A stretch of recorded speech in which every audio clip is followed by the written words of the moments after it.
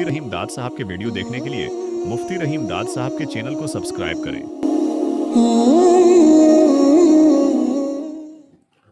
सदक़ल्लाहु मौलाना अज़ीम। सूरह बकरा द कुरान द्वेम अज़ीम शान सूरत थे।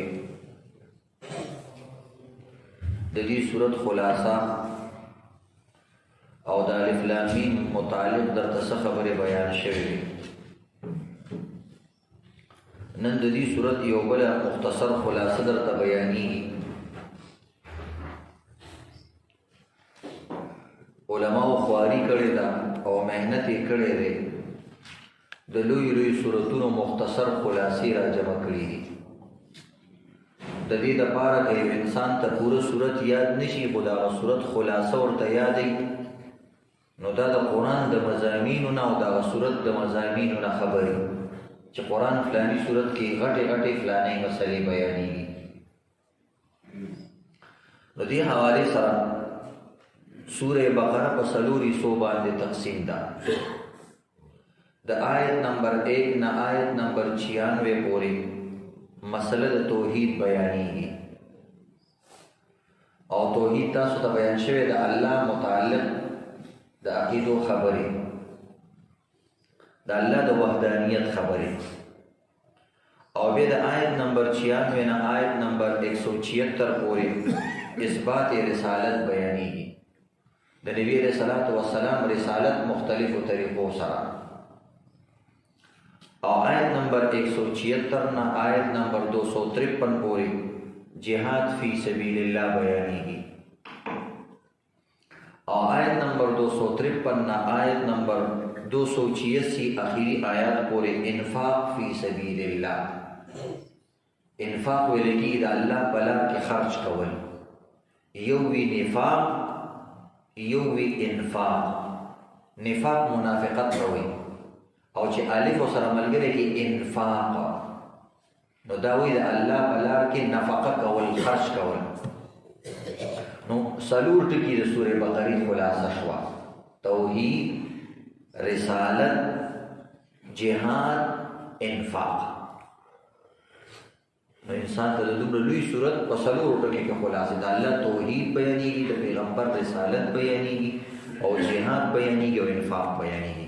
ज़िमनी तौर सर वबके नूरी मसलीम बयानी की ज़का दा ढेर अजीम शान सूरत थे।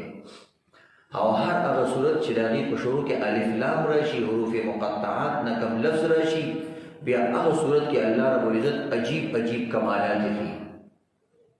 ज़का दागी इब्तिदा अजीब और खुशी अलिफ लाम मीम सुकून कोई गहरे सा मतलब दे नो मतलब दारे चे बदी सूरत की नाशना नाशना और अजाइब और गराइब मसाइल बयानी और कसीर मसले बयानी। नूर सूरतों की मल्ला मसाइल बयान करी। खुदा द तजरबी खबर है चकम सूरत शुरू की हुरूफ मुक़त्तआत रागले भी अगे के ढेर अजीब मसाइल भी नदी वजह ने जतमंद चकम इंसान द सूरह बकरी तफसीर इज़्दकी नो द टोल कुरान खुलासा द तैयार शी। और द दीन अलावा मुतासुका बेपहर हर बाप की सलूरी सीधी बेपहर यो हिस्सा के जान ले जान ल अबवाब थी। अब तासु तबिया चकल पहलनी रुकू शुरू की और पहलनी बात शुरू की आगे के बताओ तबयानों चे पदी पहलनी बाप की पदी पहलनी हिस्सा की मुख्तलिफ अबवाब दी मुख्तलिफ नूरी नूरी सी दी अभी के साथ जानना मसाइल बयानी। बाज़ आलिमान हुई चे कुरान पाक द सूरह बकरी मकसद और खुलासा तौहीद दे, सिर्फ तौहीद दाई मकसद और याद रखना ददी बाप ददी सूरत मौजू अगर ईमान द ईमान और अगली दिन अंदाजा करे द शरीक के तासु गोरे बदी सूरत के आमानू युमिनून ईमान दा लफ्ज़ ढेर ज़्यादा इस्तेमाल शवे नो मुख्तलिफ थी पहले दोदरी रुकू के शिकम दे ढेर बार बार दा लफ्ज़ इस्तेमाल शवे लगा दी द्रेम आयत की तासु गोरे अल्लज़ीना युमिनून बिल गैब युमिनून क्या है बेव पॉसिबल आयत है वल्लज़ीना युमिनून बिमा उनज़िला इलैक बेव पॉसिबल सफ़ा اولئک علی هدى من ربهم واولئک هم المفلحون. دې وخت وي یو څو آیاتونه بعد دوی وما هم بمؤمنین. د پهلنی رکوع پهلنی آیات اخره کې وما هم بمؤمنین. بيدا سلامي چې راشي وي قالوا آمنا. مختلف دیو صفحه کې بار بار ایمان یؤمنون. نو هغه وی د دې صورت کې بنیادی خبره د ایمان بیانېږي. نو د دې صورت بنیادی موضوع او ټایټل او عنوان دا ایمان دی او ایمان بنیادی خبره ده. خدای ته یو بل عجیب خبره یاد درې د قران سره چې تاسو ترجمه او تفسیر کوئ چې د ټولو سورتونو او د قران اصل موضوع څه. نو مختلف آیاتونو کې او مختلف سورتونو کې علما وایي د دې ایمان دا د دې رسالت ته د فلانه فلانه فلانه. زموږ مشران علما کرام مونږ ته دا ویلي دي چې د قران موضوع هم انسان دی. اصل خبره ده. او دنیا کې چې څومره علوم دي اکثر علوم د انسان نه بحث کوي. نو قران د انسان نه بحث کوي. البته دا چې هر یو علم د انسان نه مختلف زاویې سره بحث کوي، مختلف حیثیت سره بحث کوي. ګوره په دې خبرو چې انسان کوی شي د خپل دین د خپل قران د خپل سیس قدر او معلوم شي. اوس طب او میډیکل دا د انسان نه بحث کوي خو هغه به حیثیت مرض او صحت چې انسان مریض کیږي کړه او انسان صحیح کیږي کړه د دې نه بحث کوي. دا شان عزتمند مختلف علوم دي د انسان د یو حیثیت نه بل حیثیت نه به. تصوف هم د انسان نه بحث کوي و انسان بدن نه څنګه صفا شي. قرآن د دې حیثیت نه بحث کوي د انسان من حيث انه خلیفۃ الله فی الارض. دا الله خلیفہ را لګلې نو د کم کم کارونه پکار دي.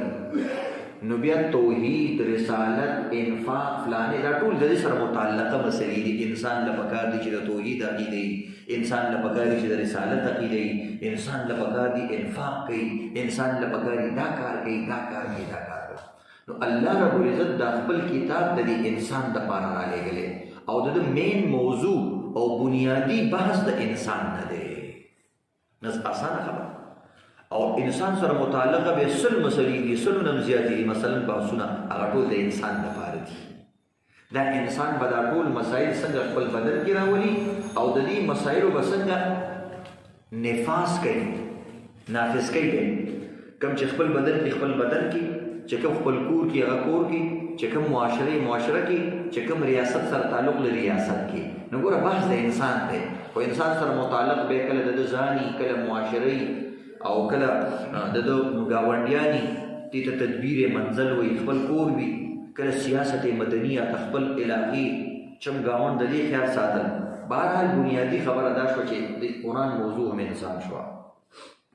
اوس به خپل دغه تراشو پرون تاسو ته ما الف لام میم کې نیم تفسیر کړو. الف لام میم الله خپويږي په مراد د الفاظو.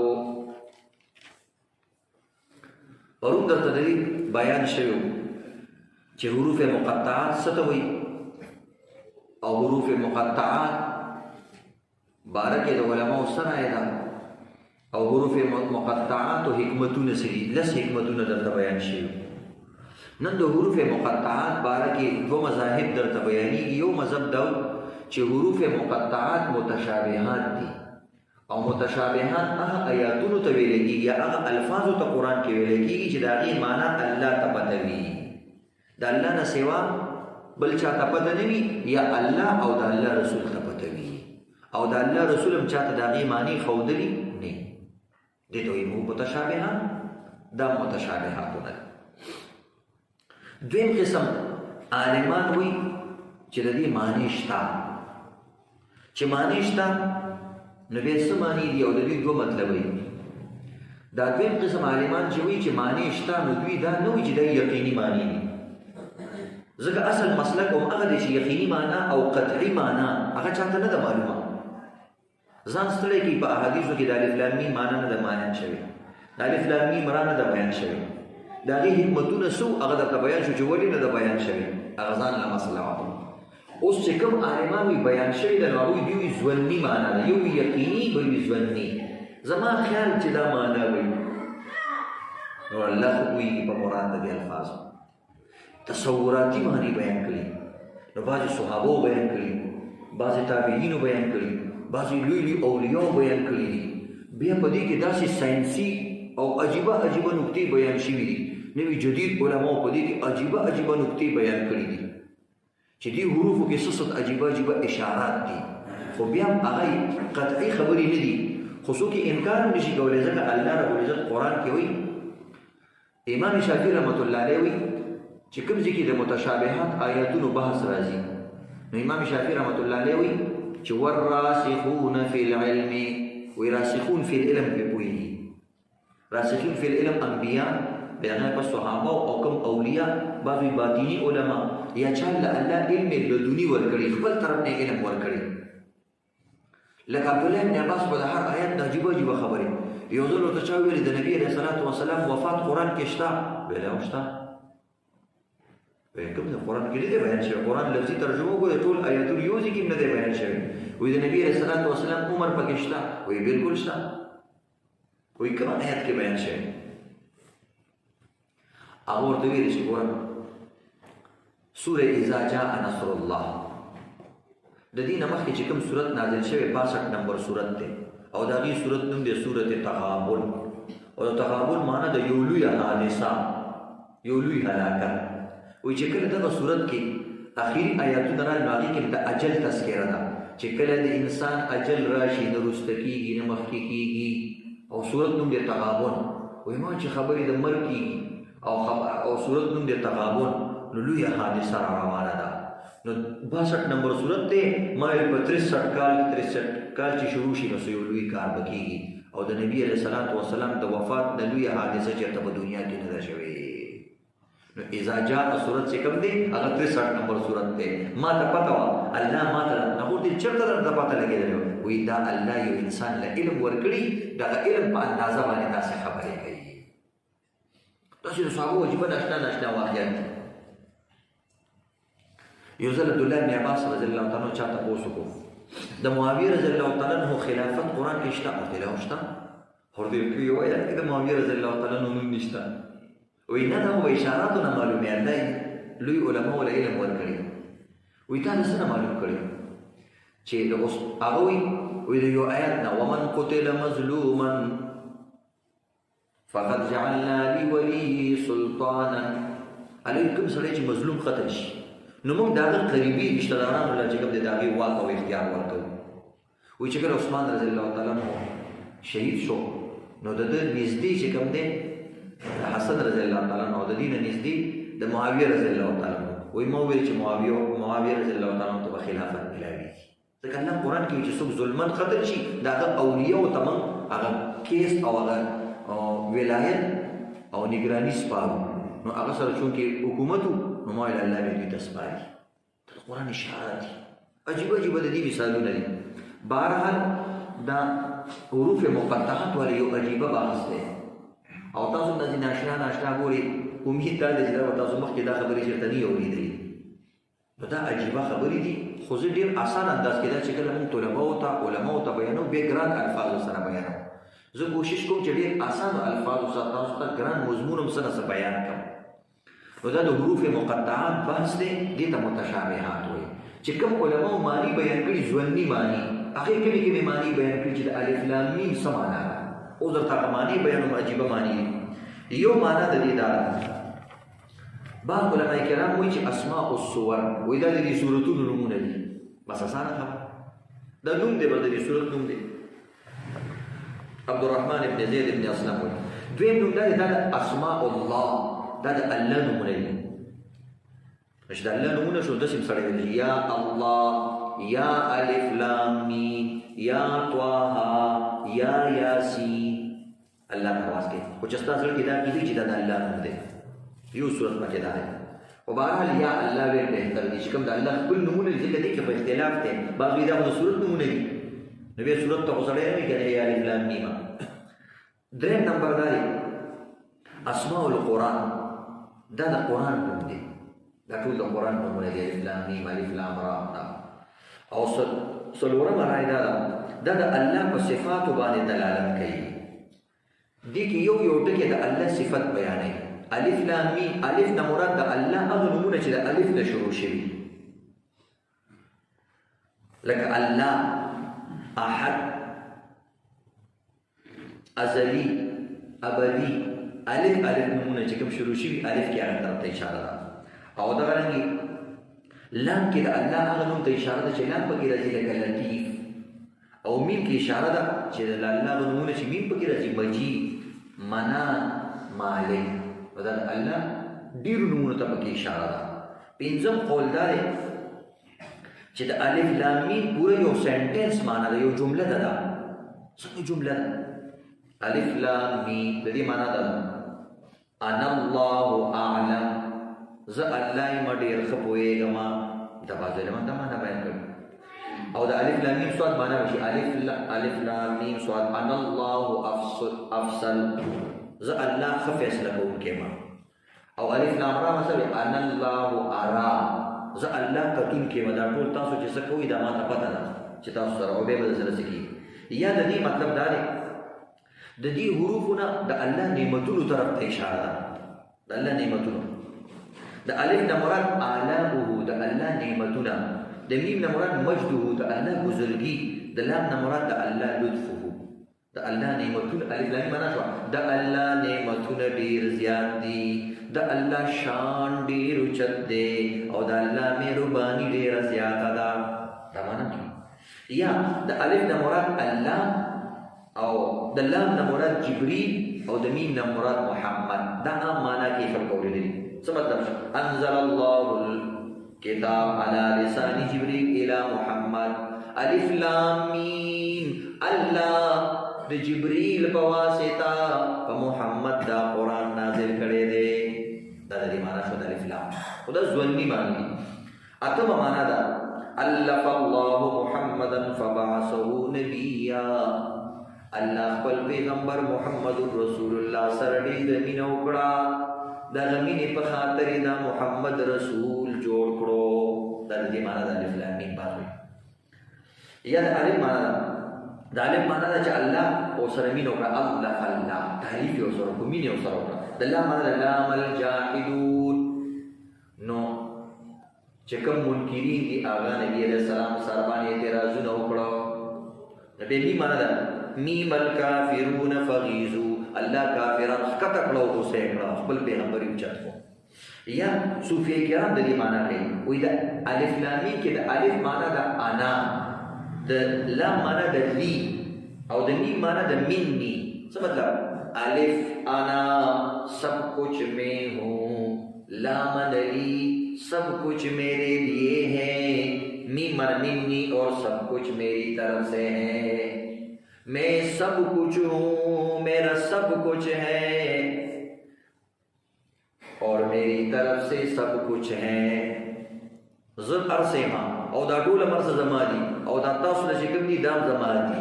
دا د الف لام میم معنا ده چې تطاوونه کوي دا ټول مرسه زما دي او ما دل درکړي دي. نو دا یو معنا ده. نو یو دا معنا شو، ادم معنا. بل معنا ده د عزتمندو چې دینه د اقوام عالم عمرونو طرف ته اشاره ده. بعضې حضرات ته وایي الف لام میم، دې کې عمرونو طرف ته اشاره ده. ځکه نبي علیه الصلاة والسلام یو ځل الف لام میم وویل، یو حدیث کې دې طرف ته اشاره راغلې ده چې نبي علیه الصلاة والسلام کله الف لام میم وویل، نو یو مشرک دی حویی بن احطب، د ده ورور ناستو، دا الفاظ یې واورېدو. نو دا حویی بن احطب ډېر مشهور کس او ماهر و. هغه ویل لاغې نبي علیه السلام الف لام میم وویلو، د دې څه مطلب دی؟ ویل ښه داسې تاسو تا دې واورېدو؟ وایي او ما دې دا ټکی واورېدو چې د دې به څه مطلب وي. هغه زر راغی نبي علیه السلام ته یې ویل تا الف لام میم وویلو؟ ویل او مسلمانان یې ټول متوجه کړو. ویل ګوره د الف لام میم دا حروف ابجد دي. حروف ابجد دي ته ویل کېږي چې د یو انسان شارټ کټ نوم لیکي. نو یعنې څوک یې کله ناکله نوم لیکي. نو د دې لپاره حروف ابجد خاص حروف جمع شوي، د الف دپاره خپله هندسه ده، د لام دپاره خپله هندسه ده، د میم دپاره خپله یو هندسه ده. لکه موږ دا 786 چې لیکو وې دا بسم الله نو دا بسم الله خو نه ده، دا د بسم الله تعداد دی چې لیکي د حروف ابجد دی حاصل مونږ لیکو نو دغه رنګې د هر لفظ خپل یو تعداد دی. نو چې هغه راغلی ویل د الف نه مراد 1، لام نه مراد 30 او میم نه مراد 40. نو 1 30 او 40 71 شو. مسلمانانو دوی مسلمانانو تاسو دې پیغمبر پسې ځئ، د دې پیغمبر او تاسو د امت ټول عمر 71 سال دی. الف لام میم نه معلومیږي. نو مسلمانان لږ خفه شان شو. نبی رسول الله ورته نور واورا الف لام میم را بل خپې پریشان شو. دا ډبل شو، دا به بل ټکی به نبی رسول الله مخ الف لام میم صاد دا نور ډیر شو. دا دریم سو کارو ته ورسېدو. به د نبی رسول الله مخ واورا کاف ها یا عین صاد ځان دې دا جوړ کړی دی، خلکو ته عمرونه بیانې او نجومي دې ځان نه جوړ کړی دی. دا نجومیانو دا خبرې نشته دی، دا ډېر ټیک شو. دې حروفو کې اشاره وي خو الله جیبه جیبه نازل کړي دي، نو ستا اشاراتو باندې کار نه کېږي. نو بعض وایي دې حروفو کې اقوام عالم عمرونه او دې څیزونو طرف ته اشاره ده. دا تفسیر کبیر کې لیکلي. 11 دا د اسماء الملائکه، دا د ملائکو نومونه دي. 12 دا د اسماء الانبیاء، دا د پیغمبرانو نومونه دي. بعض وایي د نبي صلی الله علیه وسلم نوم دی. یاسین وایي نبی رسول الله نوم دی. طه د نبی رسول الله نوم دی. الف لام میم د نبی رسول الله نوم شو. نو دی وایي نبی دعا کې یا الف لام میم نه دی ویل پکار، ځکه پیغمبر تاسو یا محمد یا رسول الله سره داسې आवाज کول دا صحیح نه دي، د لرې نه. درېم دیارلسم خو دا دی چې دا اسم اعظم دی. دا الف لام میم د حروف مقطعات چې کوم دي دا اسم اعظم دی. د دې وجه نه د دې سره تلاوت وخت کې دې ته ډېره توجه ورکوي. زموږ خلک نور آیتونو ته توجه ورکوي، دې ته توجه ډېر نه ورکوي. نو الف لام میم چې وایي ګوره قاریان هم دا ډېر قاري سره وایي او ډېر مد سره. یا 14 قول دا دی چې دې کې د دنیا مدت ته اشاره ده. څنګه اشاره ده؟ دا ډېرې غټې قصې دي. 15 دا دی یا د الف نه مراد دی اصل، د لام نه مراد دی لازم، لازم کې لام راځي، او د میم نه مراد دی محکم. څه مطلب؟ دا قرآن اصل دی، لازم دی او محکم دی. که څوک اصل چیز ګوري دنیا کې بس قرآن دی، نو ټول ملاوټ شوده څیز دی.